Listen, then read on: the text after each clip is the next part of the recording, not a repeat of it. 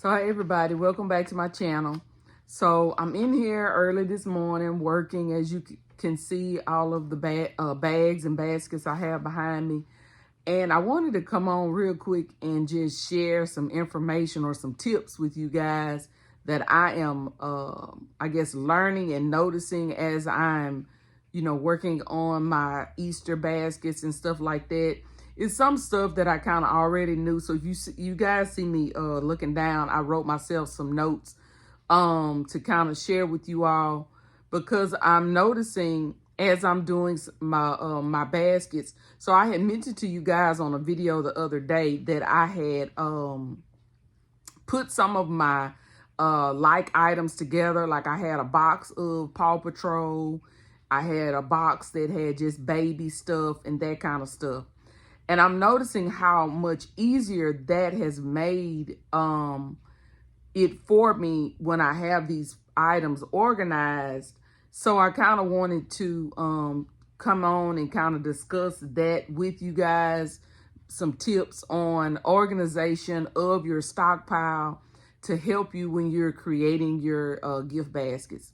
So I know, as you know, we shop all year long, so we're buying stuff from here and there, and we're buying items various times during the year, and they kind of get, for me, I know personally, I may have a little bit here, a little bit there, one in one box, one in another box, and it starts kind of getting a little difficult when you're trying to create a themed basket or any kind of basket that you need, items that are similar. And so, that's kind of what I want to discuss with you. So, of course, the first tip is putting like items together. So what I am starting to do, and I took some time yesterday to kind of reorganize some of my stockpile boxes and stuff like that, to put some of my like items together and to label those boxes. So for instance, I have a lot of Paw Patrol, like I showed you guys the other day. Well, I'm trying to make sure that all of my Paw Patrol items go in one box, so that when I'm making baskets, I have kind of most everything, unless it's a food item and you need to store it, like some of my items I have to store in a climate control environment, and some that I can just, store either outside on the shelf that I showed you guys that my husband made for me, or I can store it in, I have two storage buildings that are not climate controlled. So I, putting those items in there, and then my other items in the climate control environment. So that's kind of understandable. You may have to split those items up, but anything else, if you can put those items either together in one container, or, maybe put one or two containers that just has Paw Patrol, that just has Frozen, that just has Encanto, whatever, that just has purses. I just did that a little while ago. Like my women's slippers, I put all of those in one container and stuff like that. So that when I get ready to start working, I don't have to try to, hunt everywhere to try to find. I got some slippers here, I got some slippers there, I got purses here, I got purses there. Also, when you're labeling your boxes and stuff, what I'm noticing for myself is I have some boxes that I was very detailed, and I listed every character that's in that box. That is very helpful. So when you're doing boxes that are not clear boxes, or something that you can't see through, or something that you have multiple characters in one box, make sure you list the characters that's in that box, so that, if you're looking for Avengers or Spider-Man or something like that, you'll be able to see on the outside of that box, oh, I got some Avengers in this box, or I got some Spider-Man in this box. That is very helpful when you're trying to create your boxes and baskets. And I'm noticing, because I'm having to like tear open boxes just to see what's in there. It may say games or something like that. Like I had a box yesterday that I had bought from Dollar General, and it had games in it, but they were like Some of them were Mickey Mouse, some of them were Avengers, some of them were various different game themes.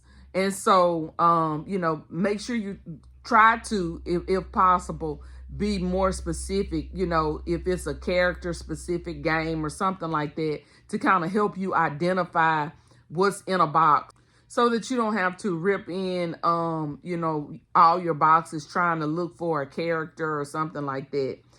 Try to label the outside of your boxes. Another thing that you could possibly do is, this is something that I've done with my shoes.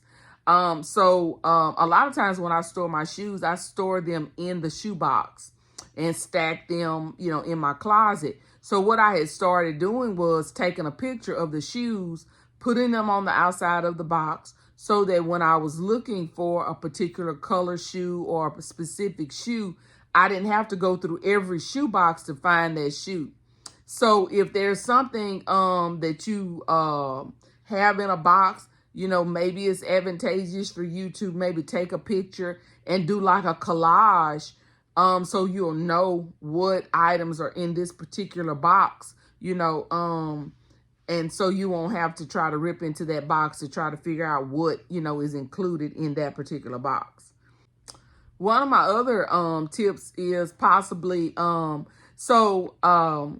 using clear containers whenever possible. So I know sometimes clear containers are more expensive than than containers that are, not clear, the Rubbermaid containers and that kind of thing.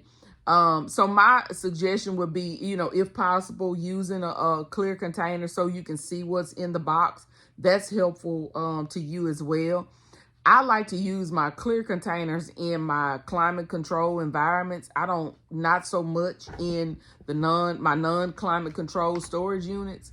I will a little bit, but for the most part, I like to use my clear containers in my climate control storage units. Also, another tip would be to put dates. So for some of my stuff, to kind of help me identify what it is, I'll put where I bought it from and the date that I bought it. Because, as we shop, I can kind of keep in mind, okay, that was the Dollar General summer sale, and I kind of have an idea of some of the stuff that I bought. Not everything, but it kind of gives me an idea of some of the things. And it'll kind of, with the description that I have on the box, sometimes it'll help me identify what that may be, because I kind of have an idea of what I bought. And then it helps you to also rotate your inventory, so you'll see something if you had it in your inventory 2 or 3 and 4 years, that maybe I need to go ahead and use this, or try to rotate this out of my inventory because it's been in here for a long time. Also, when you're labeling your items to store, like I have a box, I think it's this one right here.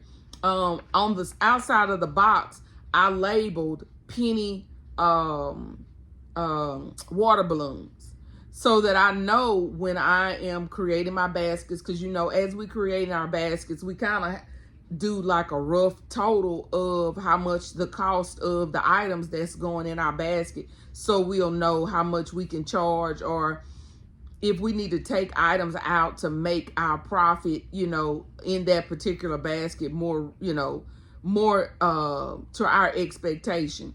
So, if you have like a whole box of like the same item, and you got those items for a penny, you may want to label the outside of that box penny.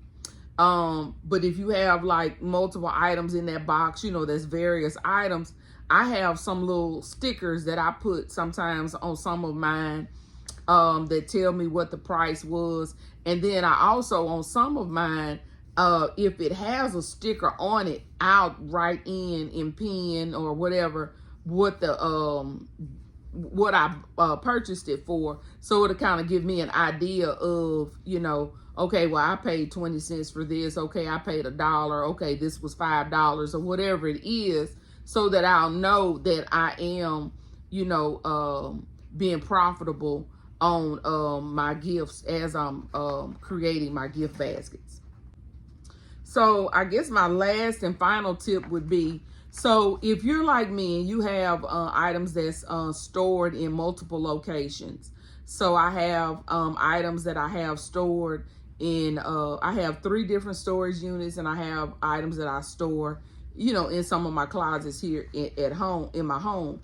So I would suggest, if possible, to try to store as many like items in one area. And what I mean by that is, what I'm going to try to do going forward is, like, for instance, have all my toys in one of my storage units, or items for kids and things like that, and have items for adults and stuff like that in another storage unit. Because what I'm realizing, like, when I have to go to my storage unit, I'm having to, like, peel through items, because I got kids items, I got adult items, I got, this and that, just kind of all around. And so it would be easier for me to know, okay, well, this storage unit, for the most part, has kids items, has toys and this kind of thing like that. This items has my adult items, my purses, my Mother's Day, my Father's Day, those kinds of things like that. Also, one of the other things that I do, and I forgot about that, is I have a box, and I showed you guys when I started my Easter, how I had a box that was just dedicated for Easter, and it had all of my Easter stuff. Well, I have the same thing for Valentine's Day. I have 2 boxes actually for Valentine's Day, and it has all of my Valentine decorations, any boxes that are Valentine specific, any of my little stickers and stuff like that we use to embellish our boxes and stuff like that. All of those things are stored in one or 2 containers, so that when I'm getting ready to start on Easter and all that kind of stuff, all of the embellishments and things like that I need to do Easter baskets is all in one box, all in one place, to make it easier for me. I have all of that stuff in one place. I'm also probably going to start this year. I don't have a box specifically for Mother's Day, but I'm going to do that as well, because I'm starting, as I'm doing more and more holidays, I'm starting to gather, items that are specific to that holiday, to go on baskets, the little labels and the little tags and different things like that are holiday specific, that I need to keep in one area, so that when I get ready to do a gift, I have all of my items in one place. So I hope this was helpful to you guys. I just wanted to come on real quick and just kind of share some of those tips with you, because I'm noticing, like I said, that it has been, it's more helpful to me when I have, like right now I'm working on Encanto and Frozen. Well, as I told you guys, I went out yesterday and I was kind of reorganizing my stockpile. And I put because I have a whole lot of Barbie. So I put Barbie in one container. I put LOL in one container. I have Princess in its own container. So that when I'm starting to work on those gifts, I'm just pulling those boxes out. Well, anyway, so happened, by the luck of the draw, I pulled these 2 out and I was working on them, and I had a whole box that had nothing but Encanto and Frozen in it. I was like, I couldn't have planned that any better. So that worked out for me. But like I said, that would be the best thing is, and I, like I said, I just did that yesterday, went through and tried to organize. And sometimes if you just have like I found out that I had, like, JoJo Siwa, I had like enough items just to create maybe like one basket.